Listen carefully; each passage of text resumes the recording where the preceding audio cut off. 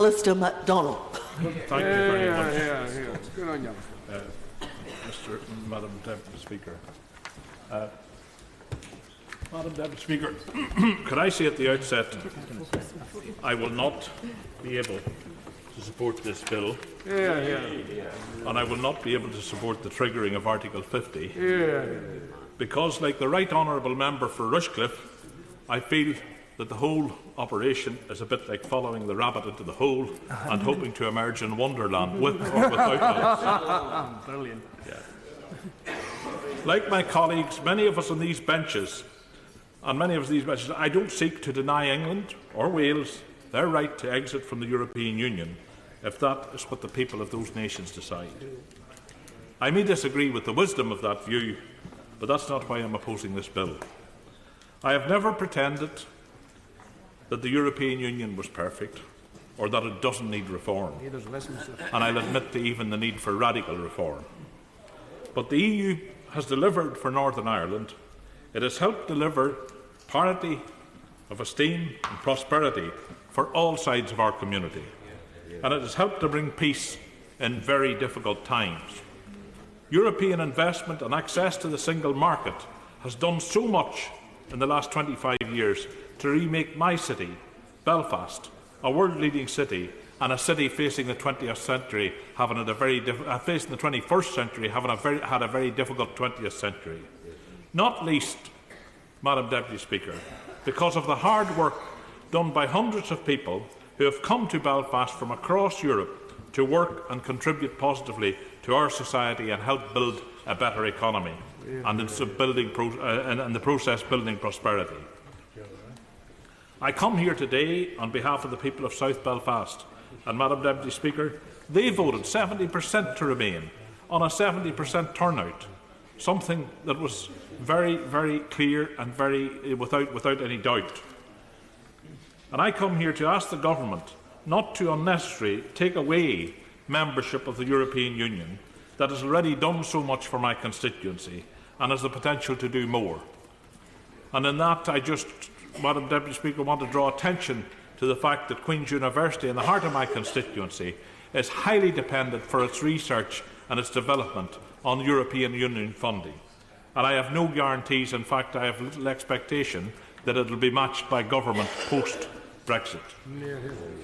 The Prime Minister and the Secretary of State have already said, both here and elsewhere, that they have no desire to go back to the borders of the past. I'm glad to hear it, and so are the 30,000 people that cross the Irish border every day for work, but they will need a bit more than warm words of comfort. They need a concrete agreement, a concrete arrangement between Dublin and London and Belfast and Brussels in order to sustain reasonable access to their livelihoods. But what the Government seems to have missed is that our concerns in Northern Ireland go much deeper than just avoiding border posts. Our membership of the EU is written throughout the fabric of the Good Friday Agreement, or the Belfast Agreement as some prefer to call it. Our political settlement there in 1998 that keeps all of our parties at the table and sustains a peace process and hopefully a better prosperity process that will follow, albeit slowly as it moves. That fabric, the EU values and rules written into the fabric of that agreement have helped to maintain the stability. Without the EU, that stability would not have been maintained. Maintaining that stability and that settlement requires the principles of the Good Friday Agreement to be underpinned in law throughout this exit process, both at the outset and indeed in the final exit deal. And this is without even touching on the wider concerns that other honourable members have raised about the impact of Brexit on our universities, the rights of European citizens already living here, and the rights of our own citizens who wish to study or work across the European Union.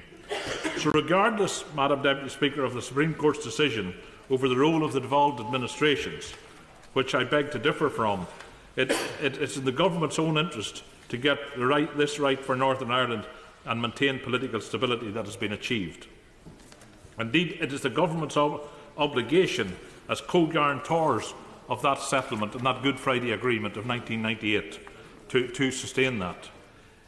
It will be much harder to get things right restoring stability in Northern Ireland, while rushing to meet an artificial timetable imposed unnecessarily by government. And that is why I call on the government, even at this late stage, not to rush now and regret later. I beg them to take the time to get this right for all of us. Earlier today, the Secretary of State told us to trust the wisdom of the people. Well, there's no one I trust more with the future of Northern Ireland than the people of Northern Ireland. And the people of Northern Ireland voted to remain. And voters in South Belfast, as I've reminded you, I'll repeat it again, voted 70% on a 70% turnout to stay in Europe. And I hope I'm representing them here today and representing their views. And with no answers, or at very best, very foggy answers given on the border, on our economy, on protecting parity of esteem, I and my colleagues cannot vote to support the triggering of Article 50. Thank you.